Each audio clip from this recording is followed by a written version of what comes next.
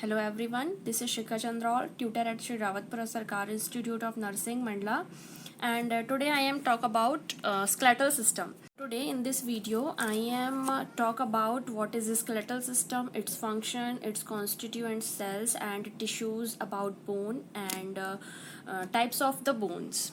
ये हम देखते हैं स्केलेटल सिस्टम होता क्या है. So skeletal system is a structural framework that supports a body.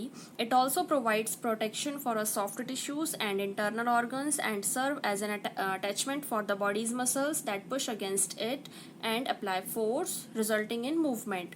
सो जो स्केलेटल सिस्टम है वो हमारी बॉडी में एक स्ट्रक्चरल फ्रेमवर्क प्रोवाइड करता है. स्ट्रक्चरल फ्रेमवर्क का मीन्स होता है संगठनात्मक ढांचा, जिसके अंतर्गत हमारी बॉडी की सारी बोन्स एक साथ जॉइंट होकर और एक फ्रेमवर्क प्रोवाइड करती हैं, जिसके कारण हम लोग चल सकते हैं, बैठ सकते हैं, मूवमेंट कर सकते हैं. मतलब एक सपोर्ट प्रोवाइड करता है स्केलेटल सिस्टम.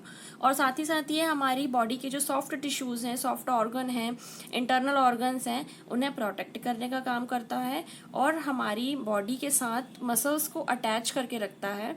जब हम मसल्स के अगेंस्ट में जब हम फोर्स अप्लाई करते हैं तो उसकी वजह से हम मूवमेंट कर पाते हैं.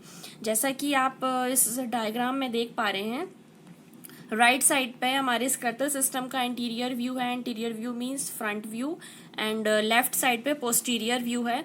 ये हमारी बॉडी की होल बोन्स हैं जो एक साथ जॉइंट होकर और स्केलेटल सिस्टम क्रिएट करती हैं. सो नेक्स्ट हम देखते हैं कि बोन क्या होती है. So bone is a rigid body tissue consisting of cells embedded in an abundant hard intracellular material. So जो हमारी बॉडी की बोन है वो एक रिजिड बॉडी होती है. रिजिड बॉडी मीन्स एक कठोर स्ट्रक्चर होता है जिसके अंदर की जो सेल्स होती हैं वो बहुत ही ज़्यादा अबंडेंट होती हैं. अबंडेंट मीन्स प्रचुर मात्रा में होती हैं, बहुत ही ज़्यादा डेंस स्ट्रक्चर में पाई जाती हैं और उनका जो इंट्रासेल्यूलर मटेरियल होता है वो भी बहुत ज़्यादा हार्ड होता है और कठोर होता है. जैसे कि आप स्ट्रक्चर में देख पा रहे हैं, यहाँ पर एक लॉन्ग बोन है. लॉन्ग बोन का स्ट्रक्चर बना हुआ है और अगर हम इसके इंटरनल स्ट्रक्चर की बात करें तो आपको दिख रहा होगा यहाँ पर ये बहुत ज़्यादा स्पंजी है और इसके जो बीच की सेल्स हैं वो बहुत ही ज़्यादा डेंस स्ट्रक्चर में प्रेजेंट है. सो नेक्स्ट हम देखते हैं functions of skeletal system. Skeletal system हमारी बॉडी में कौन कौन से कार्य संपादित करता है. तो फर्स्ट है support, hard framework that supports and anchor the soft organs of the body. जैसा कि मैंने आपको डेफिनेशन पे बताया हुआ था कि जो स्केलेटल सिस्टम होता है वो हमारी बॉडी में सपोर्ट प्रोवाइड करता है हमारे इंटरनल ऑर्गन्स को एंड हमारी बॉडी को सपोर्ट प्रोवाइड करता है, एक कठोर ढांचा प्रोवाइड करता है जिसकी वजह से हम चल फिर पाते हैं, बैठ पाते हैं, मूवमेंट कर पाते हैं. सो इस तरीके से स्केलेटल सिस्टम हमारी बॉडी को सपोर्ट प्रोवाइड करता है. नेक्स्ट है प्रोटेक्शन. प्रोटेक्शन मीन्स होता है सुरक्षा करना. तो जो स्केलेटल सिस्टम होता है वो हमारे इंटरनल ऑर्गन्स को प्रोटेक्शन प्रोवाइड करता है. फॉर एग्जांपल जो हमारा हार्ट होता है हमारी बॉडी के लेफ्ट साइड में प्रेजेंट होता है और इसके चारों तरफ रिब्स पाई जाती हैं, पसलियाँ, जो कि एक बोनी पार्ट है. अगर वहीं हम दूसरे एग्जांपल की बात करें तो जो हमारा ब्रेन है वो हमारे हेड में प्रेजेंट होता है जो कि हमारी स्कल बोन से कवर रहता है. वहीं अगर हम और एग्जांपल्स की बात करें तो जो हमारा स्पाइनल कॉर्ड है, रीढ़ की हड्डी में जो पाया जाता है, उसको वर्टिब्रल कॉलम की जो बोन्स हैं वो प्रोटेक्ट करके रखती हैं. तो इस तरीके से जो स्केलेटल सिस्टम है वो हमारी बॉडी में प्रोटेक्शन का काम भी करता है. नेक्स्ट है मूवमेंट. जैसा कि मैंने आपको डेफिनेशन पे बताया था, स्केलेटल सिस्टम का फंक्शन होता है कि वो मसल्स को हमारी बॉडी से अटैच करके रखता है, जिसकी वजह से जब हम फोर्स अप्लाई करते हैं मसल्स पे तो हम मूवमेंट कर पाते हैं. सो जो स्केलेटल सिस्टम है वो हमारी बॉडी में मूवमेंट को भी प्रोवाइड करता है. Next storage. जो बोन्स होती हैं वो बहुत सारे मिनरल्स को जैसे कैल्शियम, मैग्नीशियम, फास्फोरस इन्हें स्टोर करके रखता है, लिपिड्स को स्टोर करके रखता है एंड जब इनकी ज़रूरत होती है तो वो प्रोवाइड करता है. नेक्स्ट है ब्लड सेल फॉर्मेशन. आपने पढ़ा होगा इन प्रीवियस सिस्टम्स की जो बोन्स होती हैं हमारी बॉडी की लॉन्ग बोन होती है, उनमें जो इंटरनल स्ट्रक्चर होता है उसमें रेड बोन मैरो पाया जाता है, लाल अस्थि मज्जा, जिसके अंदर रेड ब्लड सेल्स का प्रोडक्शन होता है. तो इस तरीके से स्केलेटल सिस्टम हमारी बॉडी में बहुत सारे फंक्शंस ऑपरेट करता है. अगर हम बोन के कंपोजिशन की बात करें तो इसमें 2 टाइप्स ऑफ कंपोजिशन पाया जाता है। पहला होता है एक्स्ट्रा सेल्यूलर मैटर एंड दूसरा होता है cellular matter. Cellular matter means cells, जिसके अंदर सेल्स कंसिस्ट होती हैं। तो बोन्स के अंदर 3 प्रकार की सेल्स पाई जाती हैं, osteoblast, osteoclast and osteocytes. Means in तीनों सेल्स से मिलकर बोन बनी होती है। मैं दोबारा रिपीट कर रही हूँ, ऑस्टियोब्लास्ट, ऑस्टियोक्लास्ट एंड ऑस्टियोसाइट्स। सो ये तीनों सेल्स मिलकर बोन को क्रिएट करती हैं। वहीं अगर हम एक्स्ट्रा सेल्यूलर मैटर की बात करें तो इस मैटर में सेल्स नहीं आती हैं, इनमें दूसरे organic and non organic matter आते हैं, सच एज ऑर्गेनिक मैटर्स में आते हैं कोलाजन फाइबर एंड जो टिश्यूज होते हैं, जो फाइबर्स प्रेजेंट होते हैं बोन्स में, वो आते हैं ऑर्गेनिक मैट्रिक्स पे। और जो नॉन ऑर्गेनिक मैट्रिक्स या इनऑर्गेनिक मैट्रिक्स है उसके अंदर मिनरल्स आते हैं, जैसे कि कैल्शियम एंड फॉस्फोरस। जैसा कि मैंने अभी आपको फंक्शंस में बताया था कि बोन्स जो हैं वो बहुत सारे मिनरल्स को कंटेन करके रखती हैं। तो इनऑर्गेनिक मैट्रिक्स में वही मिनरल्स आते हैं और ऑर्गेनिक मैट्रिक्स में कोलाजन फाइबर्स आते हैं, और सेल्यूलर कंपोनेंट्स की अगर हम बात करें तो वहाँ पर सेल्स आती हैं। तो चलिए अब हम देखते हैं कि जो बोन में सेल्स पाई जाती हैं वो किस तरीके की होती हैं। तो फर्स्ट है ऑस्टियोसाइट्स, जो एक मैच्योर बोन सेल्स होती है। एक सेल्स जब जनरेट होती है उसके बाद उसका एक टाइम आता है जब वो मैच्योर हो जाती है, तो उस स्टेट को बोलते हैं ऑस्टियोसाइट। बोन में पाई जाने वाली ऑस्टियोसाइट जो सेल्स होती हैं वो एकदम मैच्योर सेल्स होती हैं। वहीं जो दूसरी ऑस्टियोब्लास्ट है, ये बोन फॉर्मिंग सेल्स है। जब बोन का ग्रोथ डेवलपमेंट होता है उस टाइम पर ये सेल्स जब जनरेट होती हैं तो उन्हें उस टाइम पे ऑस्टियोब्लास्ट कहा जाता है। थर्ड है ऑस्टियोक्लास्ट, ये बोन डिस्ट्रॉइंग सेल होती हैं। जब हमारी बोन की जो सेल्स हैं वो डिस्ट्रॉइंग फेज में होती हैं तो उस टाइम पे उन्हें ऑस्टियोक्लास्ट कहा जाता है, बोन डिस्ट्रॉइंग सेल्स। एंड ये जो ब्रेक डाउन होता है हमारी बोन्स का एंड जब रीमॉडलिंग होता है उस टाइम पे कैल्शियम रिलीज करती हैं ऑस्टियोक्लास्ट।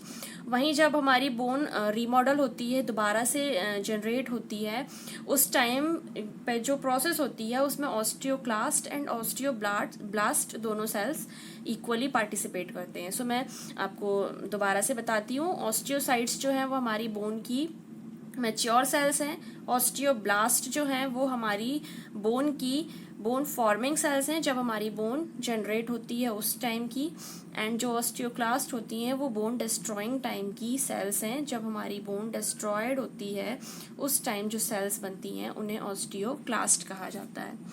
वहीं अगर हम क्लासिफिकेशन की बात करें, बोन्स की क्लासिफिकेशन की उनके शेप के अकॉर्डिंग, तो बोन्स को 5 टाइप्स में डिवाइड किया जा सकता है। फर्स्ट है long, second short, third flat, fourth irregular and fifth is sesamoid. So as you can see in this picture, first में देखिए यहाँ पर लॉन्ग बोन दी हुई है, एग्जाम्पल में ह्यूमेरस। ऐसी बोन्स जो साइज में लंबी होती हैं उन्हें लॉन्ग बोन्स कहा जाता है। फिर नेक्स्ट देखिए आप, ये जो हमारी कलाई की बोन्स हैं ये शॉर्ट बोन होती हैं, एग्जाम्पल में नाम लिखा हुआ है ट्रेपेजियस, रिस्ट बोन है।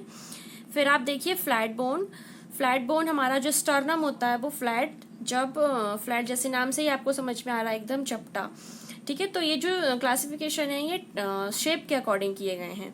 फिर फोर्थ है इरेगुलर बोन, जिनका साइज शेप को समझ में नहीं आता, इरेगुलर होती हैं।